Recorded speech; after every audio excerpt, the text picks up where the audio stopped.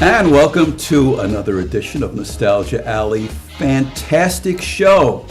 We have Ralph Decicco as our guest, who is an expert on vintage electronics, all sort of electronics. And he can fix anything in the world except a broken heart. And I think you're working on that, right? I'm working on it. It's not working out. Now, I have a confession to make. This is the Nostalgia Alley confessional here. Okay. My confession to you, and I hope you'll be kind, is this. I am a analog guy in a digital world. I love it. I'm so glad to hear it. I love it. Thank you very much. Also, thanks for having me on the show. It's my pleasure. It. Thank you. Now, there's a lot of, I gotta ask you a question because there's a lot of opinions on this. Vinyl versus CD. Is there a noticeable difference or? There's definitely a large difference. CD is a more pure, cleaner sound. Also incorporates a lot of the high frequencies. So CDs do sound a lot more crisper. Where vinyl concentrates on the lower and the mid frequencies, you get that warm, mellow sound. People seem to appreciate that a lot more. Now, talking about that, and this is another confession. I had a stereo receiver. I had it for about 35 years. Figured it's about time to get a new one. I have a turntable. I'm a turntable guy. I like to play the vinyl. And I went out to try to find an amplifier. Very few amplifiers could play turntables. I mean, what's going on? Are we the lost generation? Yeah, basically, they've decided probably about 20 years ago that people were not playing vinyl anymore, so they took out the preamp for the phono inputs. Hence, so now if you do have a newer style receiver or amplifier, you've got to purchase a preamp. Doesn't seem fair. Doesn't seem fair. Doesn't seem fair. But now I think there might be a little bit of a turn back. They might start incorporating it. You're now seeing albums now in stores. When I was buying albums, they were $5. Now they're about $45. Right. Exactly. And you walk into a record store, there's a loan officer to loan you money to buy the records. Yeah, true. Now, another question that I don't think people understand is when you buy a car, you look for horsepower. A lot of people, I have a 350 horsepower car versus a 700 horsepower car. When you buy an amplifier, it's rated on watts. Correct. 50 watts, 100 watts, 500 watts a channel. What does watts mean? Watts is the amount of power that you basically are pumping into the speaker, and you're getting that sound. You don't want too little watts because then you won't get the whole spectrum of frequencies. You want probably, the average would be anywhere from 25 to, let's say, even 50 watts a channel, which doesn't sound like a lot, but basically is a lot. No, I know a lot of people like Bose will not tell you how many watts they're putting out, Right. which is interesting. It's interesting. A lot of companies will not publish their specs. Why is that they don't want to do that? It ends up probably sounding like a war, or that a lot of consumers will now just go strictly on specs. Now, if you have a very good speaker system, do you need a lot of watts? No, if the speaker is inefficient, you're going to need a lot of wattage to drive it. But if it's a good speaker system, no, you don't need a lot. What are some of the top speakers today that really you'd recommend? The top ones today I really can't tell you because I'm more specialized in the older ones. So I couldn't help you with that one too much. Now, what I love about your store is you fix everything, including the old tube radios. Correct. And you've been doing this how many years now? 47, going on 48 years now. Just started off doing it, right? Just started off right. How did you get into the whole thing of Well, basically, I did go to a technical school for 2 years to get an associate's degree in technology. While I was going to the school, I did start at a TV shop. Got to start somewhere. And then basically continued working both at a shop and in other factories doing quality control. So both careers went hand in hand. Wow. And so I can see you love what you do. Oh, I love it. It's great, right? To do that. Oh, it's fantastic. Yeah. Is it hard to work on the old radios to get parts for the old radios? No, most of the electronics, whether it be transistors, tubes, capacitors, that's all available. That hasn't changed. Some of the cosmetic items, dials, knobs, that type of thing, yeah, that's a problem. But now companies are making reproductions. But where, if you have a radio, say, I have a Cathedral from, I think it's Right. 1933. If I need a tube, where do you get tubes from? How do you find them? Get everything on the internet. Can you really? Everything's on the internet. And matter of fact, tubes are still being manufactured, mostly from Russia. Russia is making the tubes. I don't think they ever stopped. Wow. Wonder if they have it in their missile system. Tap that tube, get that missile up. Come on, we got to go here. That's an archaic missile system, right? Now, what's the most unusual thing you fixed, or the most unusual story in all your 40-plus years? Most unusual. A lot of strange things come through the door. A few years back, we did get in a wire recorder, which was probably from the 20s or the 30s. Now, what is a wire recorder for our younger friends? Instead of using tape, before they had polyester tape, they did use wire, special nichrome wire. Is it a very thin wire? No, it's not that thin. Not that thin. No. And interestingly enough, the person who brought it in, it was his great-grandmother had sung on this wire Wow. back in the 20s or the 30s, and it was still there and still sounded good. Still sounding good after. I don't know about tape's going to last that long. And I understand that the reel-to-reel Mylar tapes Right. were a result of us capturing a Nazi radio station. Tell us about that. Exactly. No, that's, I don't have all that much background on that, but yeah, that's how we got that technology. Because I know that they used to record these things, and it was like these people were actually there, but yet it was on reel-to-reel tape. reel-to-reel, exactly. And then we invaded a radio station and stole that. And I think Ampex was the first company to come out with reel-to-reel, as I recall. Matter of fact, the Ampex was like the standard for quite a few years as far as tape. And then I think it was in the 70s, a lot of recording companies switched to another brand. Big problem. They started deteriorating. Really? Oh, like Yeah, they were a lot of problem. things. Yeah. You know who owned a lot of interest in Ampex? Invested heavily in it? The ASF? No. Bing Crosby, Bing when Crosby. Ampex first came out, became a partner in Ampex and invested a lot of money, and he made a lot of money doing that. Interesting. I thought that was fabulous. Now, this is another crazy question. Sure. You in for crazy questions? Yeah, Okay, go, here we go for it, go for it. Why are the holes in 45 records so big? Okay, there was a reason for that, is that RCA invented that, and they wanted the records to stack on a fat adapter. That was their selling point. You could stack 10 records. I believe it was Columbia came out with the longer 33 or 78 playing record, and they put a small hole. And actually, the big hole is better. The smaller hole would tend to elongate. So it was a competition between RCA and Columbia. That's the whole reason for That's it. the whole reason we have that. 'Cause it would be easier if we had the smaller holes in the 45. You'd have to have the adapter. Right. The, Well, that's you it. know. That little plastic that you put in the 45. Yes. You know what the name of that is? No. The 45 adapter. Hey, you should have gotten that one. That's it. That was it. That's the trivia. That's amazing. There's a lot of controversy. Vintage versus modern. Oh, Let's talk about the Oh. quality and the whole 9 yards. let's talk about the lack of quality Okay. in new equipment. Okay. Equipment made basically 50s, well, let's even go back to the 30s, to the 40s, 50s on up, just about until until 1990. Quality. That each manufacturer had pride. Yeah, the items were made to be long-lasting and to be repairable. Around 1990, I'm going to say, I think it was Panasonic was the first company to come out with a disposable device. I think it was a VCR. And it was, of course, cost-effective for them. They made more money that way.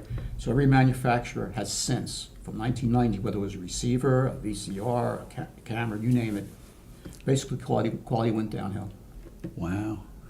I know that when there were hot receivers in the 60s and 70s, Oh, right. 80s, 90s, there was a lot of competition between manufacturers who could make the better unit. Right.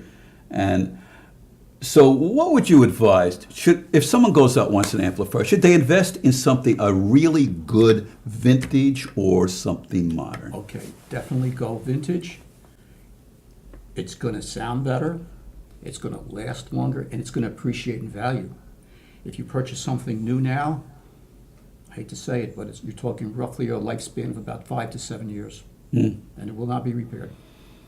Because mine, basically before I changed, was, I think, between 35 and 40 years old. I mean, it was a transistorized thing, and Right. it went on and Oh, on, yeah.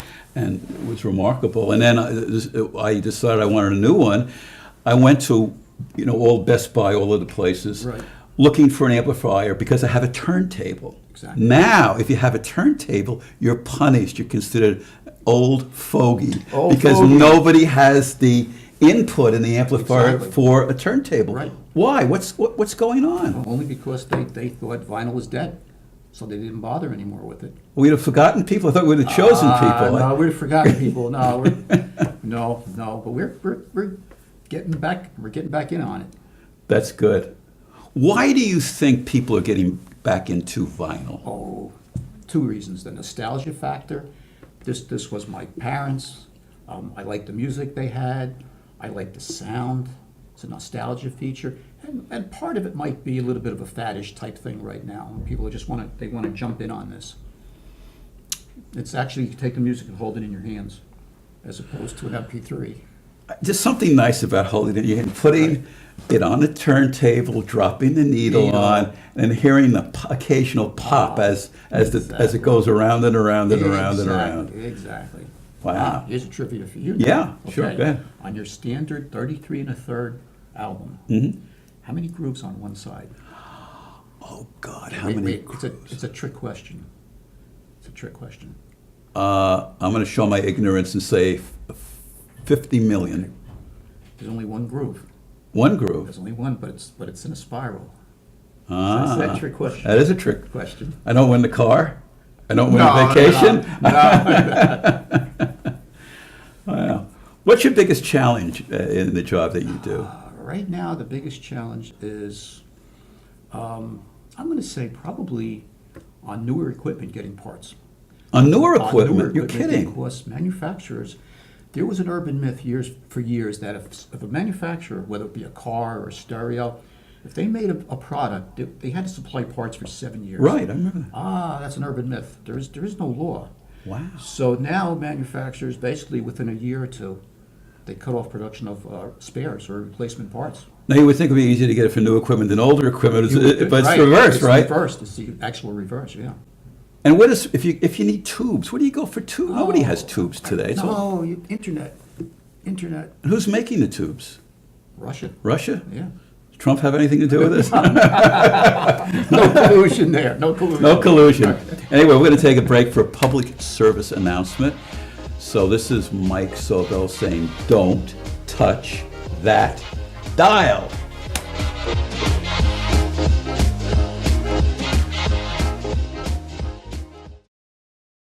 Every child needs a place. A place to call home. A place where they can play and dream. And dream. And plan for their future. In the Habitat house, My daddy helped build. I study. I grow. I learn. I live. Your support can help Put a decent roof over the heads of a family like mine. like mine. Like mine. Like mine. To learn how you can help, visit habitat.org.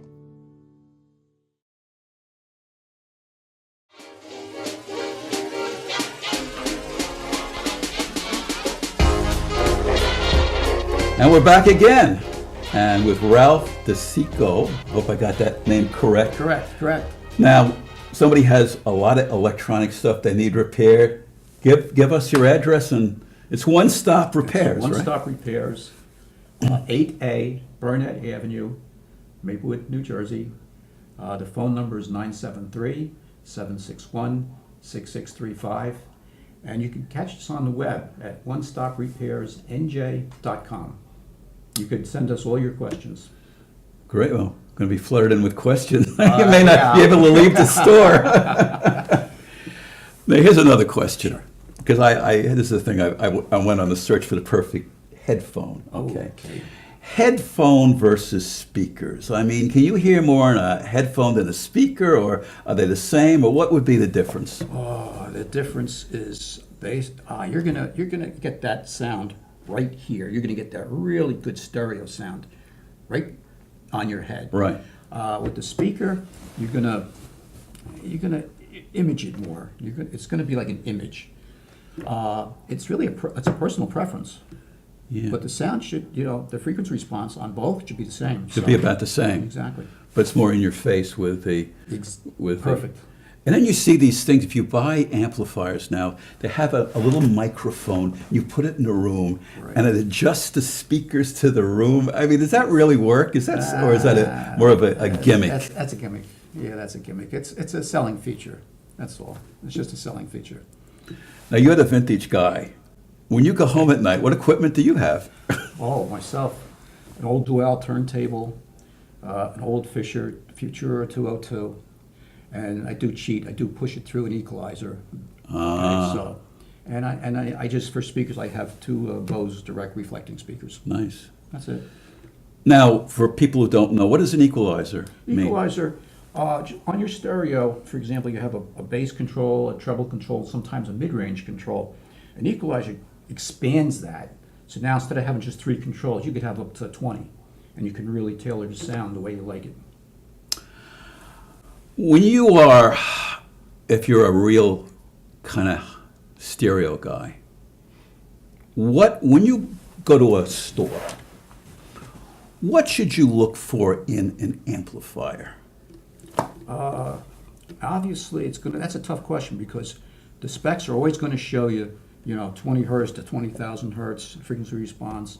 Hertz is what exactly? Frequency. Okay, this frequency. Yeah, or cycles per second. We call it hertz. The second thing you look for is, and this is very subjective, is THD, total harmonic distortion. Oh, You want my. a very, very low number on that. What does that exactly mean? Reverberation? Throughout the whole spectrum range, you want, if a tone is supposed to be a perfect sine wave, then you hope the amp reproduces it as a perfect sine wave. There's no jagged response or clipping or anything like that. Interesting.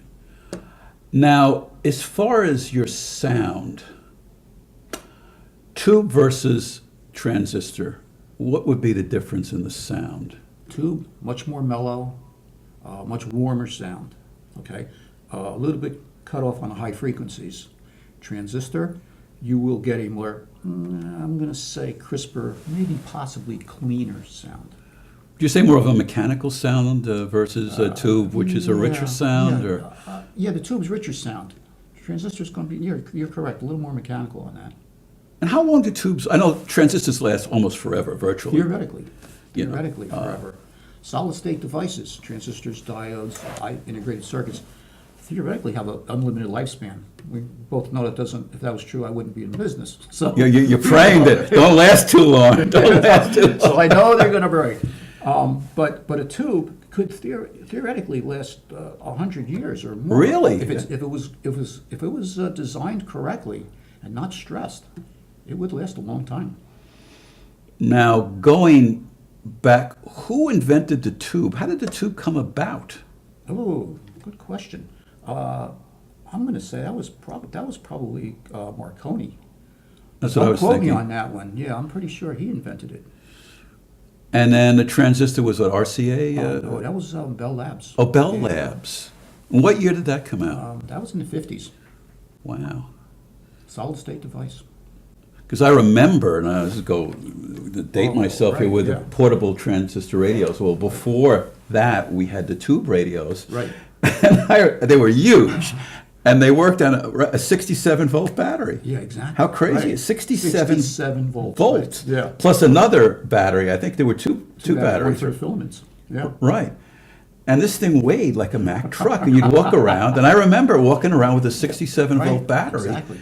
which didn't last, a long time. They were very expensive too. I don't know what they were, but they were probably Yeah. Pretty $8 sure. or $10 probably, or Yeah. something for that, you know. And I remember that. And then I remember transistor radios came out. It was a big, Oh. I think Regency or something had the first transistor radio, Regal or something. I don't know. Good question. And then everybody had the thing, and it was the big pull was it was small. It was Right. you know, you could put it in your pocket. Pocket.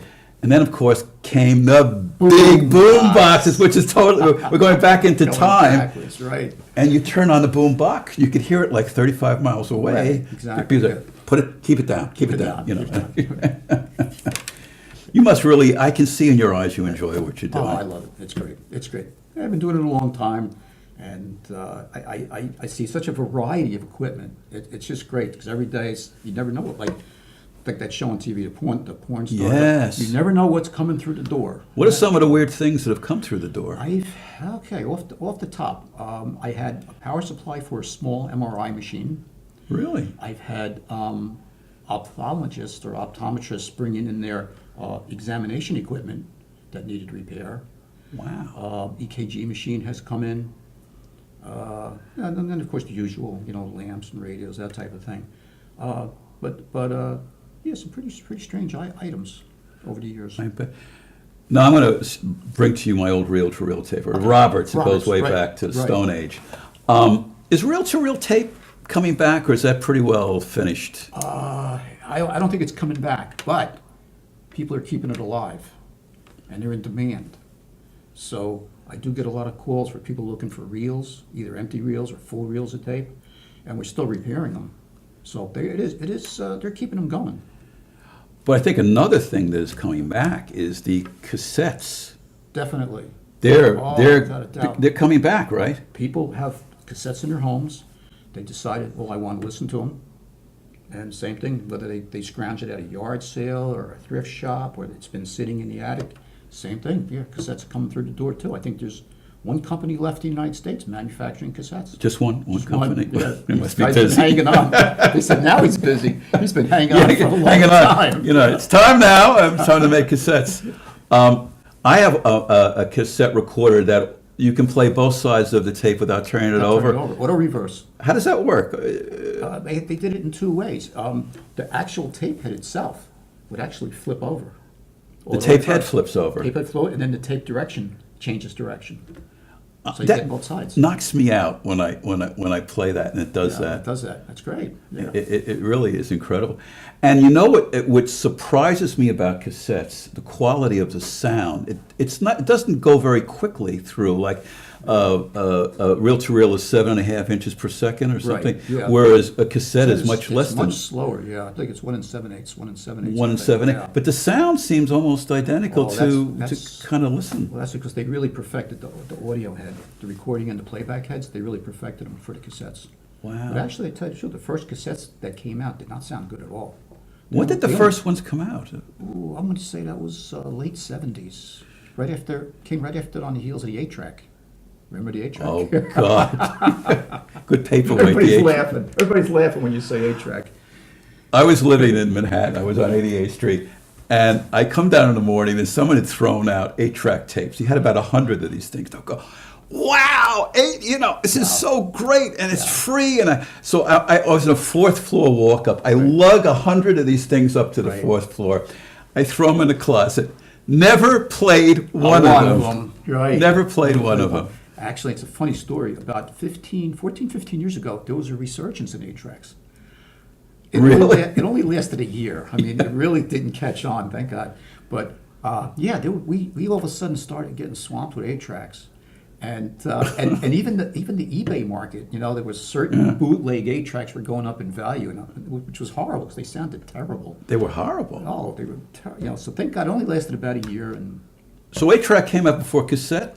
yeah, definitely. 8-track came out in the late 60s. Why is it called 8-track? Are there 8 different tracks? Actually, yeah, on that 1/4-inch tape, there's 8 different tracks of music. the audio head has 2 pickups, and it moves 4 times. So you get 2, 4, 6, 8. That's how you get the Oh, music. I see it. The head moves itself to Right, different. exactly. Oh, so it does it basically 8 times. Right. I did have a customer who was buying 8-track machines to put in his cars. And he also bought an 8-track recorder. Wow. And he was actually finding brand new 8-track blanks. And Blanks? I said, right. I says, what are you recording on your 8-track blanks? And he goes, CDs. I love it. I said, I have no comment on that one. Taxi? Get away from no this comment. guy. Yeah. That's amazing. But I think what's old is new again. Everything is Oh, coming back definitely. again. Oh, And yes. now, an interesting thing in our technology: high definition records. Right. What's Right. that all That's about? brand new. I honestly haven't read that much into it Right. so far, but I can only imagine that they're improving the frequency response somehow in the record, making the record thicker, and probably much better way of actually grinding the groove, not grinding the grooves, but impressing the Pressing grooves on them. That's what I would come up with. And they say the high def can get more on a record than normally. You can get more More time. more probably. time on Yeah. on. That's going to be pretty interesting, because then I'd like to see what the stylus looks like. The Yeah. groove's got to be much narrower then. Does it make a big difference? I have a friend of mine, Okay. and he's an audio nut, and I think he paid something like $800 for a stylus and I'm going. Is it that much of a difference between a $50 stylus and a $300 or $400 stylus? Can you really tell the difference? You got to have the rest of the equipment. That's like good speakers, Right. good amp, the whole thing. I don't think it's the stylus as much as the cartridge. The cartridge. Yeah, the cartridge and the stylus. And I together. should have said that, A $50 one versus like you Right. said, $800 one. I think you will hear a difference if you got the right equipment. Okay. But for me and you and the average Joe average, nah. Nah, I don't think so. Nah, I Yeah. don't think so. Yeah. You have turntables that are $8,000 for. I'm going, this crazy. 8,000. Oh, You know. they're way past that. They're way past that. It's That's pretty. insane. Anyway, we gotta wrap this up in about 2 minutes. But tell us where we can reach you, your shop, where it is, and Okay. Well, we're in Maplewood, on 8 Burnett Avenue in Maplewood. The phone number is 973-761-6635, and we're there from 11 until 6. Give us a Wow. call. and you also do computers. You do Yes, because we do. practically everything. I don't want to say that if we plug it in, we fix it, but Yeah, that's right. what it boils down to. Yeah. Okay. So at home, when something breaks, you know where to go, right? Yeah. No, the shoemaker doesn't want to fix his own shoes. Yeah, no. Do you give your wife special rates on things? She's last on a totem pole. Last on a ton. Well, that's great. It's great having you on. Thank you. Thanks for having me. I appreciate it. Warm, It was friendly guy. I mean, does great work. I mean, this old turntable of mine plays like it's That's brand great. new. Well, tell me about what brand it is, because no one's probably ever heard of it. Reco Cut. I have to be careful when I say it, or it will be off the air. But it was something that was used by radio stations in the 50s and 60s. Right. It only took me 14 years to find one. Okay. But I found a mint one in an antique store. Figured that one out. Right. But anyway, great job with the turn. Every time I turn around, I think of you in the shop. And thanks again Thank for you. being on the show. It's been Thanks a a lot. pleasure. And this is Mike Sobel saying good night to you, and especially